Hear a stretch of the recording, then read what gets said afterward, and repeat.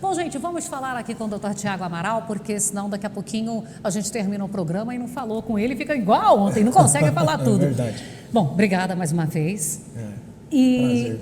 De ontem para hoje não mudou nada ainda? Não mudou nada ainda, não mudou nada ainda. Tá aí, a gente estava falando daquela condição do programa de manutenção dos empregos. Sim, verdade. Isso justamente foi o que a medida provisória de ontem, a medida provisória 936, ela trouxe esse programa de manutenção do emprego e renda. Aí o que eu me propus, Fabélia?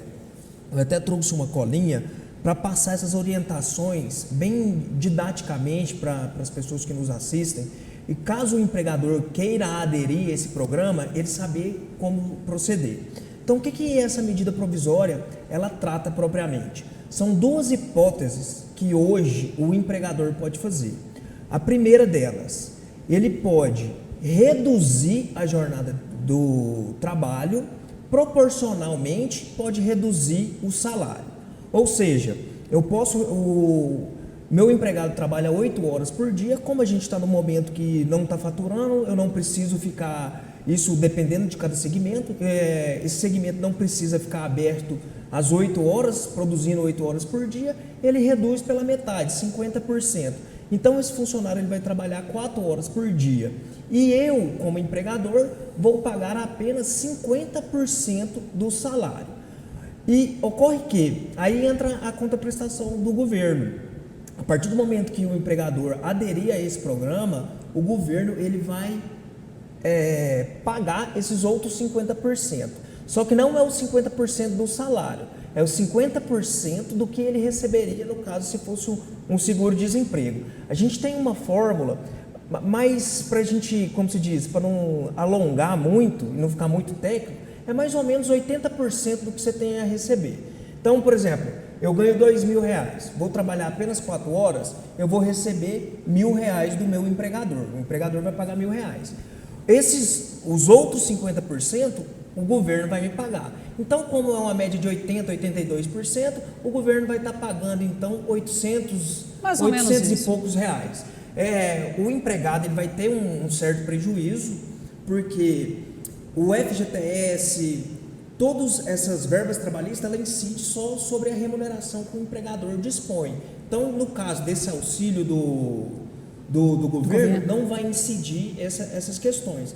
E também, vale lembrar o seguinte, o governo falou o seguinte, até para facilitar o cálculo dele, eu posso reduzir 25%, eu posso reduzir 50% ou 70%. Isso para as pessoas que ganham até 3 salários mínimos. Então, as pessoas que ganham até 3 salários mínimos, o empregador ele pode fazer um acordo individual para reduzir a jornada e, proporcionalmente, essa redução da jornada pode reduzir o salário. Então, aí eu não preciso de vamos falar assim, de um atravessador. Eu posso chamar o Tiago? Sim. Vamos? Eis a questão, Fabíola. Só que isso para nós, estudiosos do direito do trabalho, isso cheira uma inconstitucionalidade. Então, assim, a orientação, vamos seguir a medida provisória. Mas se a gente pegar a técnica, isso é inconstitucional. Até mesmo a MP que nós falamos ontem, 927, era isso? 827. 927. Ela saiu na segunda-feira. Na terça-feira, Jair Bolsonaro veio e a MP 928, revogando o artigo 18, que era justamente esse acordo individual para suspensão do contrato de trabalho. Então, isso é inconstitucional. Mas a medida está aqui, está em vigor e ela está autorizando a gente fazer isso. E como nós estamos numa situação de calamidade pública, dessa força maior, justamente nós estamos prevendo que a manutenção do emprego e da renda, eu vejo com bons olhos essa medida e, segundo o governo, os empregadores podem adotar isso. E ela vai mais além ainda, Fabélia. A outra hipótese que essa medida provisória traz, esse programa de manutenção de emprego e renda, é a questão da suspensão do contrato de trabalho. A suspensão, você não tem prestação de serviço e não há pagamento de salário. Então, o que ocorre? A minha empresa não vai poder funcionar nos próximos 30 dias. Eu não posso nem abrir por 4 horas, reduzir a jornada. O empregador ele pode aderir a esse programa e o governo vai pagar esse auxílio, que é proporcional ao seguro-desemprego. Então, não há prestação de serviço, não há pagamento de salário por parte do empregador. O governo ele vem então e concede esse seguro-desemprego. Isso não vai ter problema para o empregado, a empresa que aderir a esse programa, de lá na frente ele não receber o seguro-desemprego. Isso é uma medida de emergência, tanto é o programa de emergência de manutenção do emprego e da renda. Então, o que o empregador tem? A possibilidade de reduzir a jornada de trabalho proporcional ao salário, a redução salarial, ou ele pode suspender a atividade. Caso ele adere à suspensão, o governo vai pagar o seguro-desemprego, vai manter esse salário e essa renda. E diante dessa medida provisória, Fabélia, a gente assim, eu estava otimista com a abertura dos comércios, eu já estou com o pé atrás. Eu não sei se isso vai para mais 15, 30 dias, justamente por uma medida tão drástica dessa, que é a suspensão do contrato de trabalho. E quando a gente fala de suspensão do contrato de trabalho, essa suspensão ela não computa como tempo de serviço. Ele está lá, afastado, na hora que ele voltar, ele reintegra a função. Tá? Lembrando que a suspensão do contrato de trabalho, eu tenho um prazo de 60 dias, não pode passar de 60 dias. A redução salarial, com a redução da jornada, eu tenho um prazo limite de 90 dias. E, lembrando, reiterando aqui para o pessoal que nos ouve, há uma garantia de emprego. A partir do momento que a empresa aderir a esse programa, o funcionário que foi afastado ali por 60 dias, ao retornar, ele tem uma garantia, uma estabilidade de emprego pelos próximos 60 dias. Leia-se, ele não vai poder ser mandado embora nesses próximos 60 dias, sob pena do empregador ter que indenizar esse período.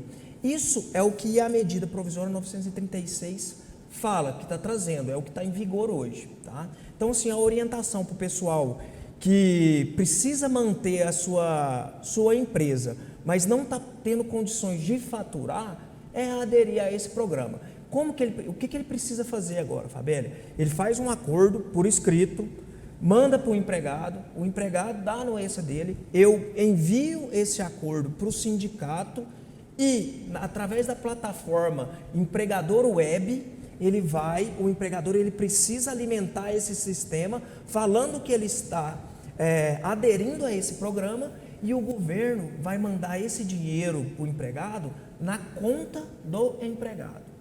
Então, assim, a gente não sabe muito bem como vai funcionar a logística, porque não é todo empregado que tem conta bancária.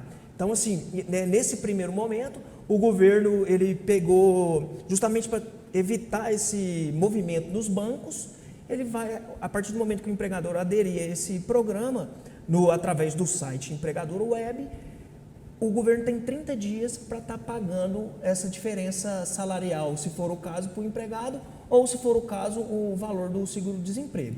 Lembrando que essa regra é só para quem recebe até 3 salários mínimos. Quem recebe de 3 salários mínimos até 12 mil e uns quebrado, ele precisa fazer uma negociação coletiva. Acima de 12 mil, o camarada que ganha 12 mil acima e tem curso superior, a gente chama esse empregado de hipersuficiente. Esse cara ele pode fazer o acordo individual.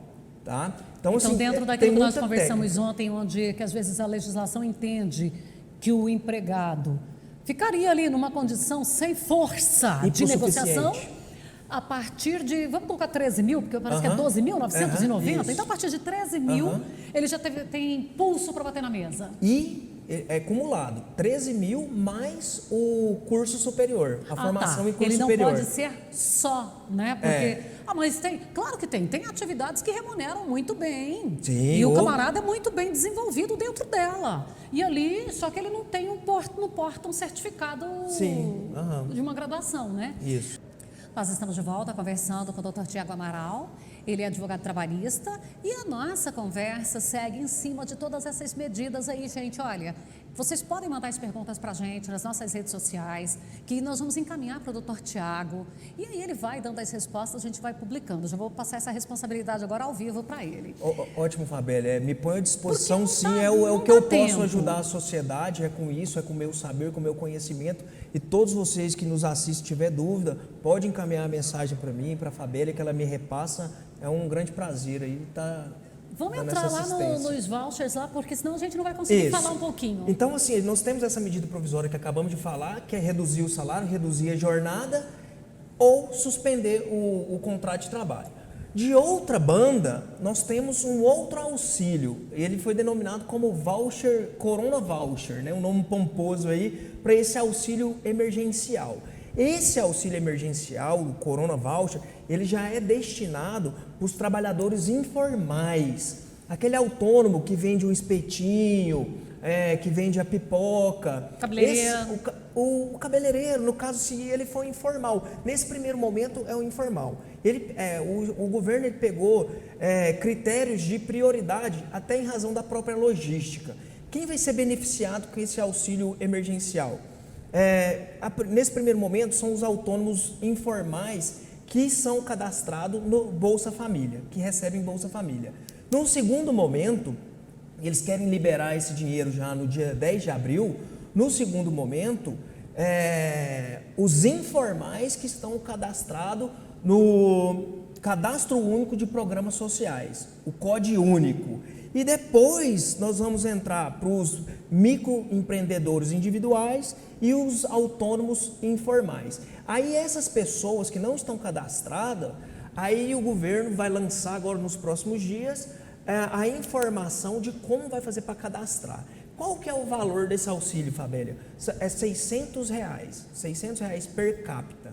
Tá? Então o trabalhador informal que esteja cadastrado ou que recebe o auxílio, a Bolsa, inclusive pode acumular a Bolsa Família com esse auxílio, tá? Vai ter aí essa disponibilidade de R$600. Então, assim, nesse primeiro momento, esse pessoal já está cadastrado, justamente por isso, para dar esse fôlego. Porque, Fabélia, são as pessoas que mais estão sofrendo. Todo mundo está sofrendo, todo mundo está tendo prejuízo. Mas aquela pessoa que está ali vendendo o algodão doce, que está vendendo a pipoca, o espetinho, ela vende hoje para comer amanhã. Essa a grande realidade. Então esse pessoal está sofrendo, tem 15 dias que estão parados sem faturar. Então vem aí o governo uma tentativa de dar mais um fôlego para essas pessoas. Lembrando que esse auxílio ele pode demorar até 3 meses. Ele pode ser prorrogado, ali. Estendido por mais 3 meses. O beneficiário pode recebê-lo por até 3 meses. Justamente. Bom, aí quando a gente fala desse informal, às vezes a gente pensa, eu já vou falar assim, o que passa pela minha cabeça, e aí diante de tudo isso aqui a gente vê que talvez não seja bem esse que vai ser atendido. Aquele catador de lixo, porque ele passa no comércio todo fim de expediente recolhendo o que foi descartado. O comércio está fechado, não está descartando nada. Caixa de papelão, plástico e tudo. Na realidade, se ele não tiver um Bolsa Família, provavelmente ele não é um MEI, provavelmente ele não seja um pagante de INSS autônomo, Sim, né? Verdade. E aí você deu um exemplo muito oportuno, porque é a cadeia, né? Eu não produzo, o meu empregado ganha menos, ele vai consumir menos, a empresa não está. Então, até o catador de lixo está sofrendo com isso, porque é realmente a cadeia. Então a gente interrompe esse ciclo. Aí o que acontece?